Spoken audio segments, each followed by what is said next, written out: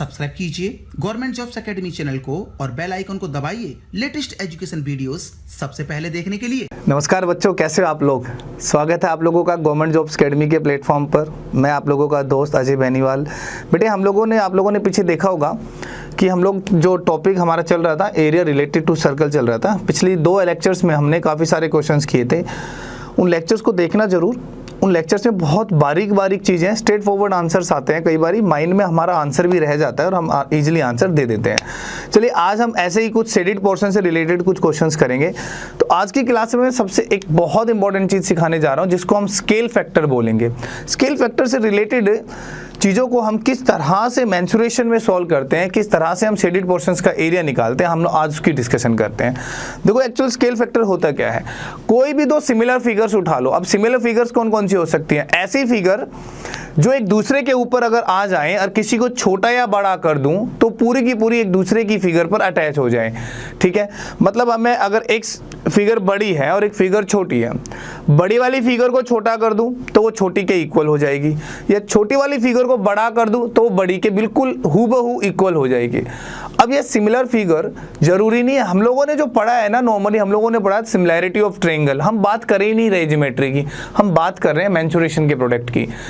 अब सिमिलैरिटी किसी भी चीज में हो सकती है। 2 ट्रायंगल्स के बीच में हो सकती है, 2 क्वाड्रिलेटर के बीच में हो सकती है, 2 पेंटागन के बीच में हो सकती है, 2 सिलेंडर के बीच में हो सकती है, 2 कोन के बीच में हो सकती है, 2 प्रिज्म, 2 पिरामिड, 2 स्फीयर, और इवन हम लोग सिमिलैरिटी 2 सर्कल के बीच में भी जज कर सकते हैं।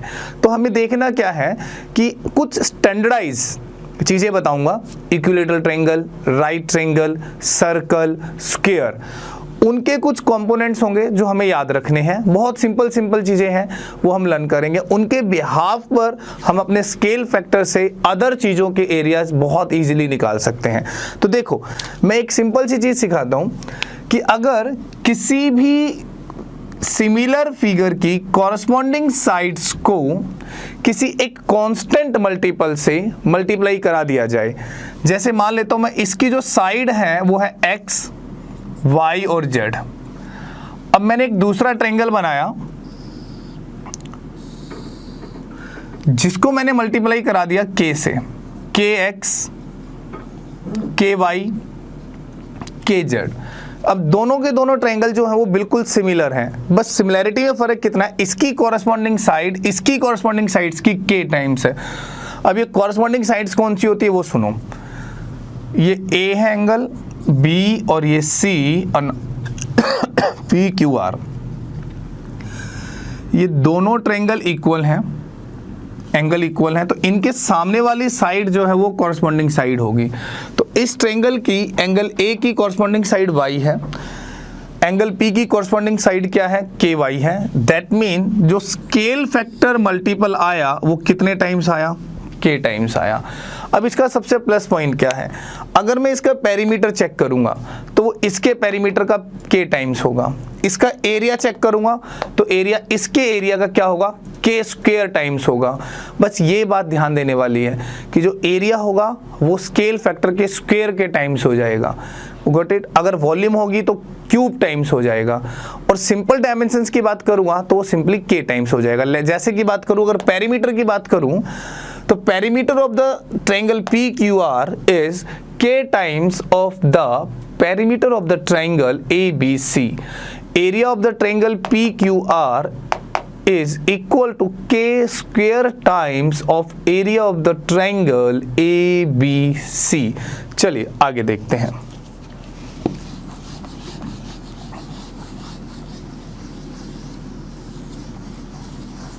तो कुछ बहुत बारीक चीजें हैं जो आप लोगों को बतानी है मुझे, उन चीजों को देखना आराम से।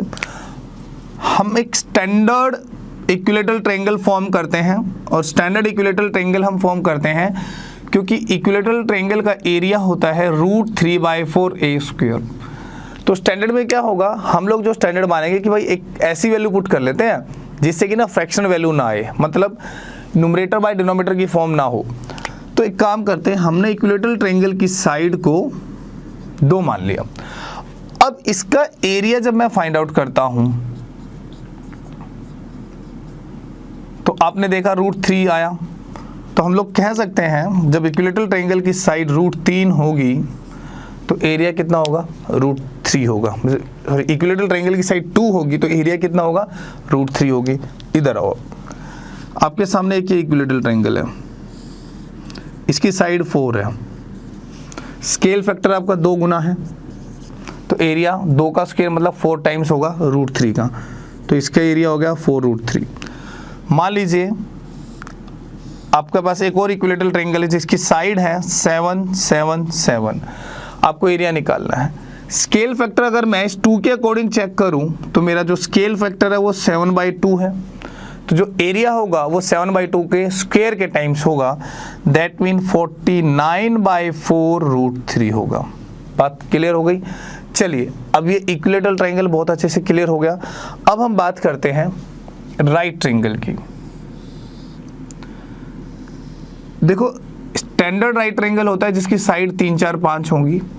अगर मैं इसका एरिया निकालने की कोशिश करूं तो इसका एरिया होगा हाफ इंटू में 3 इंटू में 4, तो इसका एरिया आएगा 6 यूनिट। तो 3, 4, 5 जब ट्रायंगल की फॉर्मेशन होगी तो एरिया होगा 6 यूनिट। एक और चीज़ हम बात करते हैं सर्कल की। स्टैंडर्ड सर्कल एरिया होता है πr², जिसमें पाई की वैल्यू होती है 22/7। तो जो स्टैंडर्ड सर्कल होगा हम उसकी रेडियस को 7 मान के चलेंगे। अगर इसकी रेडियस 7 है तो जो एरिया है वो होगा 22/7 इंटू 7 इंटू 7, दैट मीन 154। ये याद रखने वाली बातें हैं।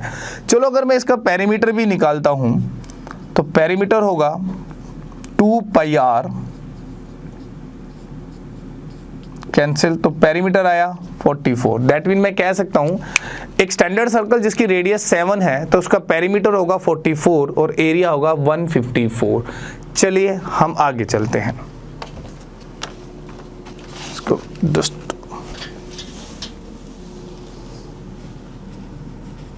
देखिएगा,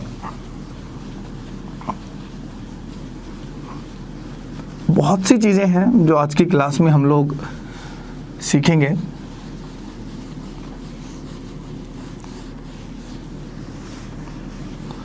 अब देखो मैं एक छोटा सा क्वेश्चन लिखता हूं। बेटा एक ये ट्रायंगल है, या एक बात को समझो, ये एक इक्विलेटरल ट्रायंगल है, ध्यान देना। अब इस एक इक्विलेटरल ट्रायंगल पर मैंने इधर एक स्क्वायर बना दिया,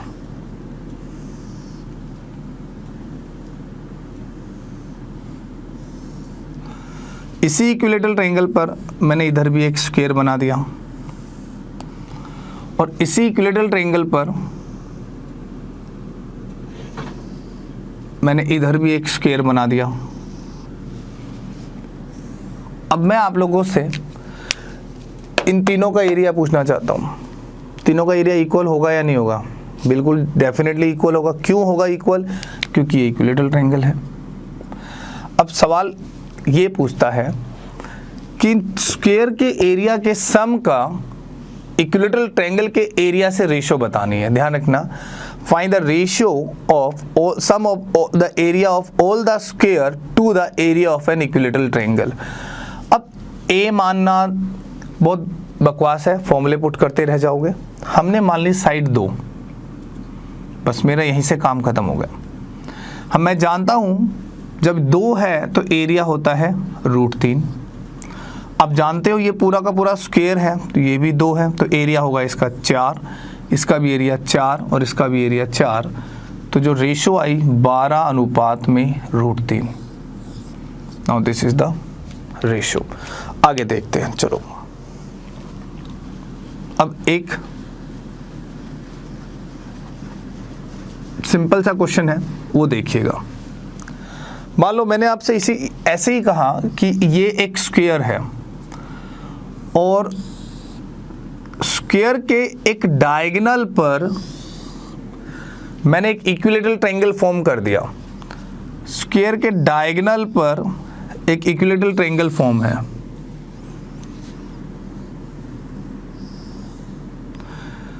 अब मैंने कहा ratio between the area of the triangle to area of square बताओ। अब जनरल में बच्चा क्या करता है, साइड मान लेता है 1 और 1, सॉल्व करता रह जाता है। तुम्हें पंगे लेने की जरूरत है नहीं। मैंने तुम लोगों को स्टैंडर्ड सर्कल बताया 2, और 2 का एरिया आपको पता है √3 होता है। आप इक्विलेटरल ट्रायंगल की साइड 2 मान लो, मान लिया आपने, 2 आते ही आपने इक्विलेटरल ट्रायंगल का एरिया लिख दिया, सीधा सीधा √3, कुछ करने की जरूरत ही नहीं है। अब अगर किसी स्क्वायर का डायगोनल 2 है तो ऑब्वियसली बात है उसकी साइड √2 होंगी, ये भी कंफर्म है। अब √2 इंटू √2 क्या होता है, 2 होता है, तो एरिया ऑफ द स्क्वायर कितना आ गया, 2, बन गया क्वेश्चन, खत्म, आ गया आंसर। चलिए आगे बात करते हैं।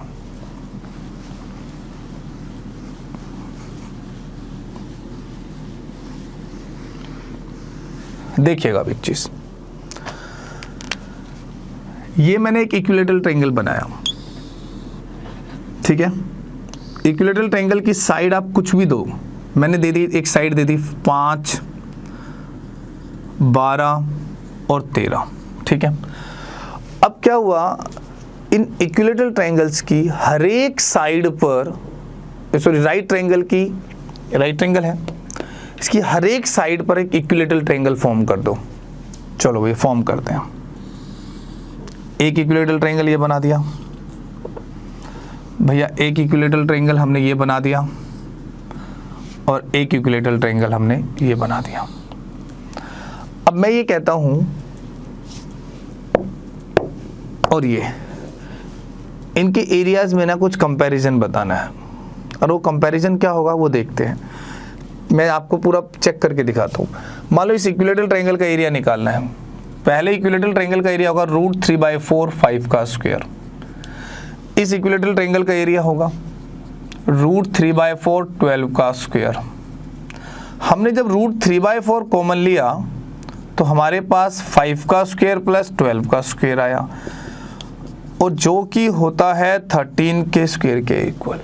तो कहने का मतलब ये हुआ, पार्ट 1, पार्ट 2 और ये है पार्ट 3। तो हम बच्चों ये कह सकते हैं कि पार्ट 1 प्लस में part 2 is equal to what, part 3, ये इसके इक्वल होता है। ये बहुत इंपॉर्टेंट चीज़ है। आओ आगे पढ़ते हैं। मैं ऐसा इसलिए सिखा रहा हूँ क्योंकि इस बार CDS के पेपर में इसी तरह से एक शेडेड एरिया पूछा गया था क्वेश्चन का, और वो हमें अभी फाइंड आउट करना है। अब देखो, ये एक इक्विलेटरल ट्रायंगल, नहीं राइट ट्रायंगल लिया। अब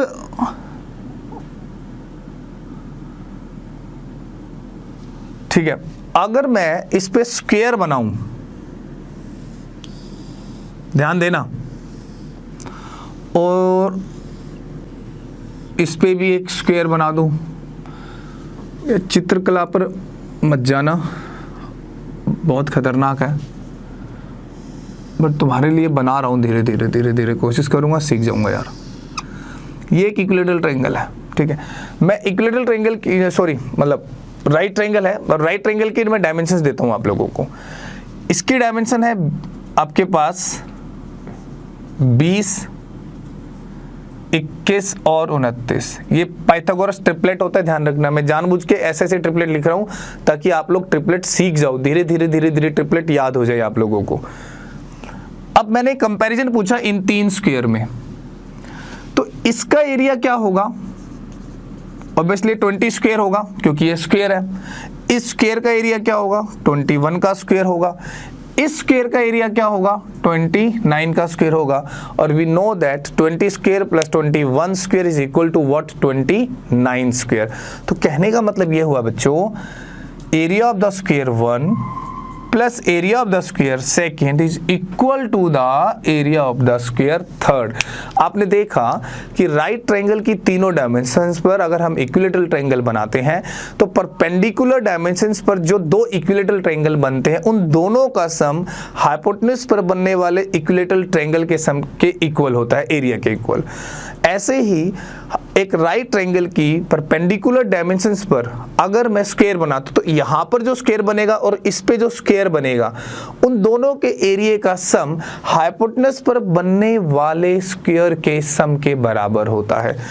तो ऐसा क्या जरूरी है कि सिर्फ साइडों से बनने वाली फिगर्स का ही एरिया इक्वल हो सकता है, उनके सम इक्वल हो सकता है, या सर्कल का भी। आओ सीखते हैं। हमने यहाँ एक ये राइट ट्रायंगल है, एक सर्कल सेमी सर्कल बना दिया, एक सेमी सर्कल यहाँ बना लिया और एक सेमी सर्कल यहाँ बना लिया। अब जो क्वेश्चन सिखा रहा हूँ वो सीखने वाली चीज़ है। चलो भैया बना लेते हैं। हमने इसकी साइड मान ली A और इसकी साइड मान ली B और इसकी साइड मान ली C, और हम ये बात तो जानते ही हैं कि A² plus B² equal to C² होगा। ये क्या है? सेमी सर्कल है। सेमी सर्कल का एरिया क्या होता है? 1/2 πr² होता है। तो इसका एरिया जो आएगा π/2 B² आया। इसका एरिया क्या आएगा?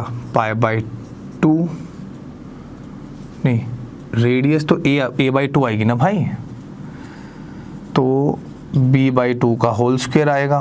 तो कहने का मतलब हुआ ये आया π/8 b²। यहाँ भी ऐसे ही होगा, तो हाफ पाई a/2 का whole square, that mean π/8 a²।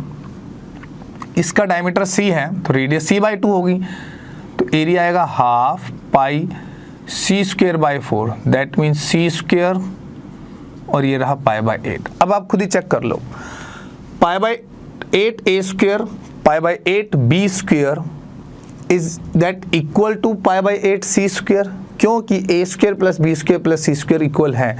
तो मैं कह सकता हूँ area of the semi circle 1 plus area of the semi circle 2 is equal to the area of the semi circle 3। अब सुनो, आपने अब ये चीज बहुत अच्छे से देख ली कि ये क्या होता है। अब इसी में एक कंसर्न करते हैं। मान लो भाई ये एक सर्कल है, इस सर्कल में मैंने एक राइट ट्रायंगल बनाया, ध्यान देना बेटा, और फिर यहां एक सेमी सर्कल बना दिया और यहां भी एक सेमी सर्कल बना दिया। अब बेसिकली आप सबको ये बात पता है कि अगर मैं इस वाले सेमी सर्कल, पूरे वाले सेमी सर्कल की बात करूं, इसका टोटल इस वाले सेमी सर्कल का, इन दोनों का सम इस सम के इक्वल होता है, इस वाले पार्ट के, और ये डायमीटर हुआ। दैट मीन जितना एरिया ये है, ये मैंने ब्लैक से मैं मार्क कर रहा हूं, जितना एरिया ये टोटल है उतना ही एरिया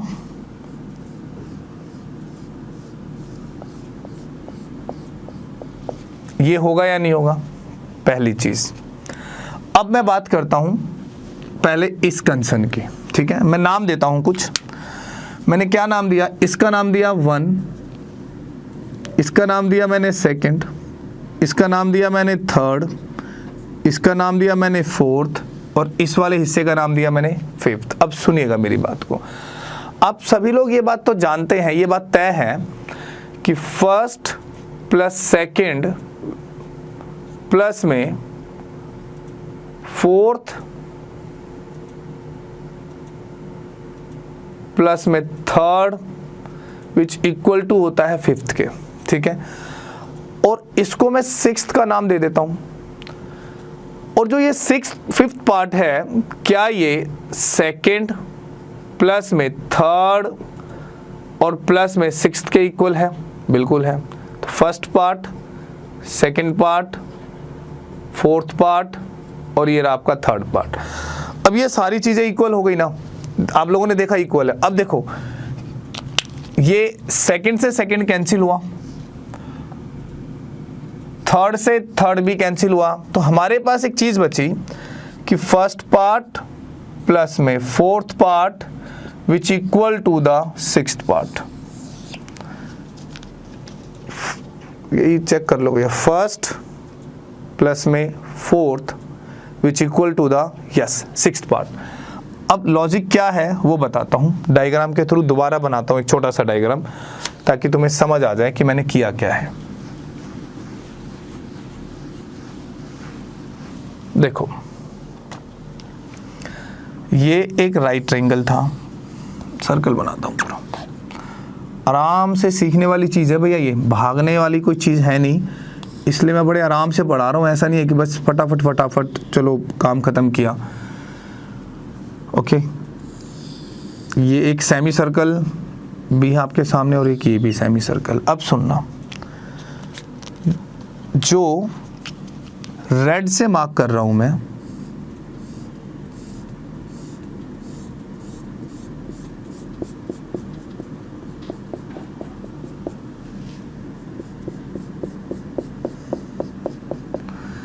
ये एरिया, और जो ब्लैक से मार्क कर रहा हूं ये एरिया इक्वल है। यही फर्स्ट था, फिर वो सेकंड माना था, ये थर्ड माना था, ये फोर्थ माना था, ये फिफ्थ माना था और ये सिक्स्थ माना था। आया क्या है हमारे पास? फर्स्ट, फोर्थ और सिक्स्थ, एरिया इक्वल है। अब आप क्वेश्चन देखिएगा, रब कर रहा हूं मैं। CDS 2018 सेकंड, बहुत अच्छा क्वेश्चन था और बहुत सिंपल क्वेश्चन था, बस बच्चे घबरा गए पता नहीं क्वेश्चन को देखकर क्यों। मैं क्वेश्चन की फॉर्म बनाता हूं। एक ये सर्कल है और मैंने इस सर्कल को सेमी सर्कल में कन्वर्ट कर दिया। ये एक ट्रायंगल है,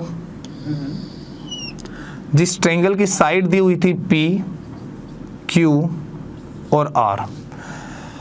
फिर यहाँ पे एक सेमी सर्कल है और यहाँ पे एक सेमी सर्कल है। डायग्राम बड़ा खतरनाक बन रहा है यार। ठीक है, आपको शेडेड पोर्शन का एरिया निकालना था, आपको ये शेडेड पोर्शन का एरिया निकालना था बस। आप कहोगे सर पिछला क्वेश्चन तो राइट ट्रायंगल था, अब यहां आप कैसे जज करोगे? राइट ट्रायंगल तो है ही नहीं। ओ भाई क्यों नहीं करेंगे जज? हमें पता तो है angle on a semi circle कितना होता है, 90 डिग्री होता है ना, पता है ना, याद है ना सबको। तो बस लगा दो इधर 90 डिग्री, किसने आपको मना किया है? तो आपका ये हो गया फर्स्ट पार्ट, ये आपने माना था फोर्थ पार्ट और ये आपका था सिक्स्थ पार्ट। तो मैं जानता हूं फर्स्ट पार्ट का एरिया और फोर्थ पार्ट का एरिया और सिक्स्थ पार्ट के एरिया के इक्वल होता है। और सिक्स्थ पार्ट क्या है? एक राइट ट्रायंगल है और राइट ट्रायंगल का एरिया होता है हाफ इंटू में परपेंडिकुलर साइड। परपेंडिकुलर साइड वो होती है जिस साइड पर 90 डिग्री एंगल बनता है, ये याद रखना। तो हमारा जो एरिया बना वो बना क्या?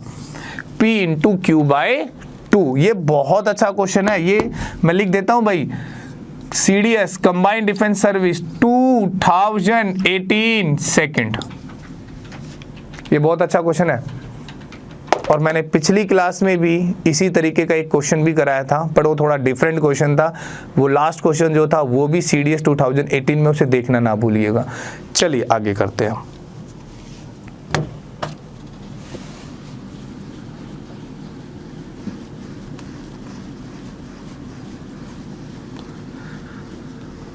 अब हम बात करते हैं, मैंने आप लोगों को इक्विलेटरल ट्रायंगल और राइट ट्रायंगल की फॉर्मेशंस बताई थी। मैं एक छोटी सी चीज़ और शेयर करना चाहता हूँ आप लोगों के सामने। ये एक सर्कल है, स्टैंडर्ड सर्कल है बेटा, जिसकी रेडियस 7 है। ऐसा क्यों बता रहा हूँ वो सुनना। एक्चुअल एग्जामिनर जब भी सर्कल से रिलेटेड क्वेश्चन देगा तो जो रेडियस की कनेक्टिविटी होती है ना, वो 7 के मल्टीपल में ही होगी, क्योंकि फ्रैक्शनल वैल्यू से मल्टीप्लाई कराना पड़ता है, इसीलिए वो हमेशा 7 के मल्टीपल में रेडियस देता है। 99% 7 के मल्टीपल में ही रेडियस होती है। तो इसलिए स्टैंडर्ड फॉर्म्स याद रख लीजिएगा। 7 है, अगर रेडियस 7 है तो जो सर्कमफेरेंस होगी वो 44 होगी और जो एरिया होगा वो 154 होगा। ये दिमाग में रखना। अब मान लो यार भाई, ये एक सर्कल है, मैंने इस सर्कल को 4 इक्वल पार्ट्स में बांट दिया। ठीक है, 4 इक्वल पार्ट से बांट दिया तो 154 भी 4 भागों में बढ़ जाएगा।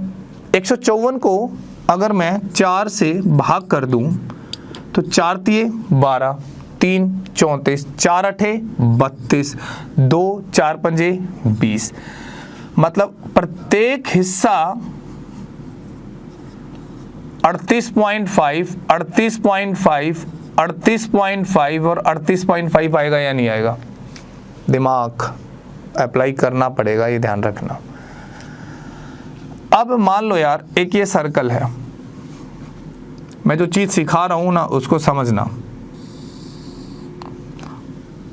और भाई ये इसको मिला दिया और यहाँ से हमने इसको मिला दिया और यहाँ से हमने इसको मिला दिया और यहाँ से हमने इसको मिला दिया और मैंने कहा find the area of this shaded portion. तो आप लोगों को पंगे लेने की कोई ज़रूरत नहीं है। और ये सेंटर दे दिया, ओह मैंने रेडियस दे दी 7। रेडियस 7 देते ही आपके दिमाग में 154 आएगा। 154 पूरे सर्कल का एरिया होता है, तो एक क्वाड्रेंट का एरिया होता है 38.5। एक क्वाड्रेंट का एरिया होता है 38.5, ये दिमाग में रखना, ठीक है। और उसमें से ये पूरा 38.5 है, जिसमें से राइट ट्रायंगल का एरिया माइनस करना है। चलो राइट ट्रायंगल का एरिया निकालते हैं एक बारी फटाफट। 49 को 2 से भाग करो, जल्दी जल्दी करके बताओ क्या होता है। चलो 49/2, 2 2 जा 4। मैं उन बच्चों के लिए मल्टीप्लाई करा रहा हूँ जिन बच्चों को आज भी पहाड़े याद नहीं है, ठीक है। 2 दूनी 4, फिर ये आएगा 9, किस पे जाएगा 2 चौक 8, फिर जाएगा 2 पंजे 10। समझ आया। अब ये 38.5 है, वो 28.5 है। ध्यान से देखो एक बारी आप, है या नहीं है, पक्का दोबारा चेक करा तो 2 दूनी 4, 9 जाएगा, सॉरी 2 चौक 8 और 2 पंजे 10, 24.5 आएगा बेटा। तो ये वैल्यू हो गई आपके पास 24.5। तो सीधी सीधी सी बात है, ये वाला हिस्सा जो बना वो 14 यूनिट बनता है। कितना बनता है 14 यूनिट बनता है। वरना जो तरीका है ना वो क्या है, इस क्वाड्रेंट सर्कल में से इस राइट ट्रायंगल को आपको माइनस करना पड़ता है 4 गुना में area of the quadrant circle is what 1/4 by r square minus में area of the right triangle. जब आप सॉल्व करोगे आपके पास वही एरिया आएगा और फाइनल एरिया आ जाएगा मेरे पास 14 × 14 × 14। ठीक है, चलिए हम लोग एक कंसेप्ट और देखते हैं बड़े ध्यान से।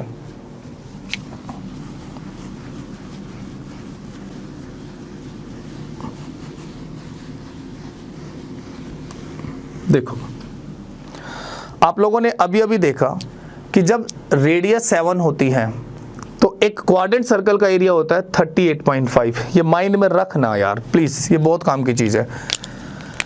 एक स्क्वायर है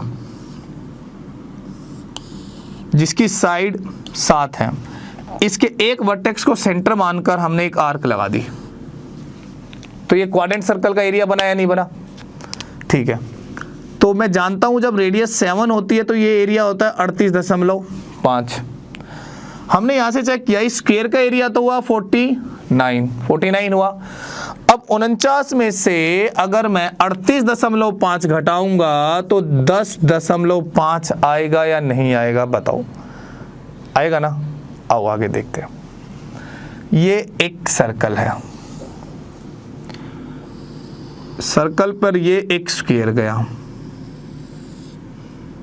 मैं टच करता हुआ,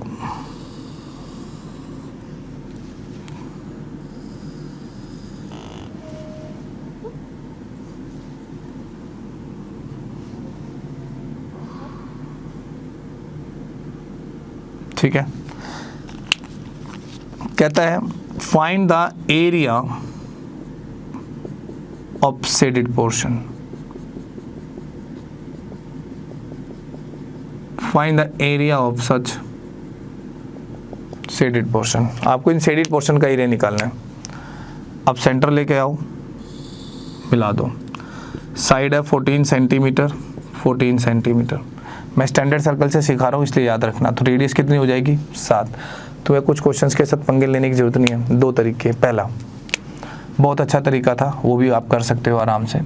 14 × 14 होता है 196। 7 पे आपको एरिया पता होता है 154 होता है।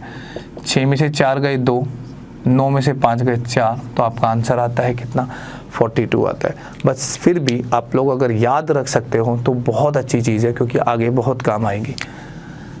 हम जानते तो हैं, ये एक स्क्वायर बना दूं मैं तो ये एरिया 38.5 होता है और ये एरिया 10.5 होता है। 10 20 30 40 0.5 0.5 0.5 0.5। Half half half half 2 unit और 40 यूनिट मतलब 42 यूनिट। तो आप लोग इजीली निकाल सकते हो। इसी तरह के कुछ और अच्छे अच्छे क्वेश्चंस लेकर हम लोग नेक्स्ट क्लास में मिलते हैं बच्चों आप लोगों के लिए। जब तक के लिए जय हिंद।